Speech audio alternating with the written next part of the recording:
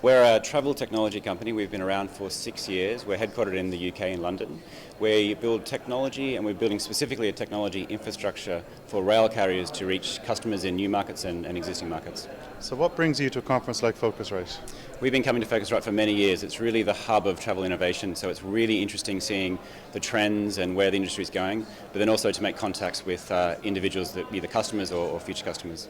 And a lot of people come to Phocuswright with news and announcements. Anything big or different for you this year? We did make an announcement this week. We're powering Rome to Rio, their rail content in initially the UK and then other markets going down the track. Earlier or late last year, we also announced Expedia, and they're launching rail later this year and rolling out rail across many markets as well. Okay, and you're a B2B platform? Yeah, we're a B2B technology platform enabling retail sites, either in the leisure or corporate space, to add rail content where they didn't have it before, or access rail content in a much more efficient and cost-effective way. So how early are you in your development? Rail seems to me to be something that's been kind of lagging a little bit in terms of travel technology catching up. Is that correct? Yeah, we often term it, we're a company that's bringing travel out of the e-commerce dark ages into the light. It's very much a laggard product, but a very, very important product, especially in Europe. When you look at key origins and destinations where the rail time or when the travel time is 3.5 hours or less, then rail is usually the dominant mode of transport between those two origins and destinations. But you can't find rail on all the leisure sites like Expedia. So it's great that rail now is getting the focus and getting the attention. We're up on stage the other day talking about ground transportation.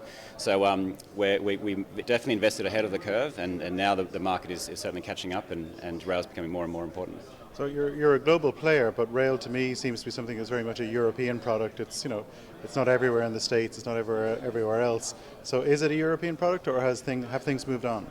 Yeah, it's definitely more popular in Europe than it is in the US. The Northeast Corridor in the US, it's as popular as air in the Washington, New York, in Boston route.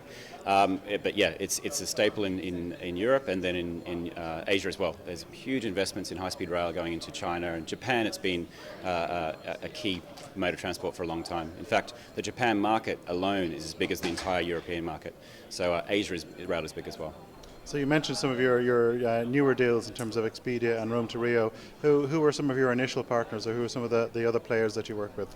Well, we made most progress in the corporate side of rail. We power the majority of the online corporate booking tools. So Get There, KDS, IFAO, Deem, Egencia. We're working with some of the TMCs, the global travel management companies, and now we're making some progress in the leisure side. We power a local online travel agency in rail called Loco2 in the UK, and some others as well. But Expedia will be really the company that puts rail on the map in terms of leisure travel, and it'll make rail as easy to book as air.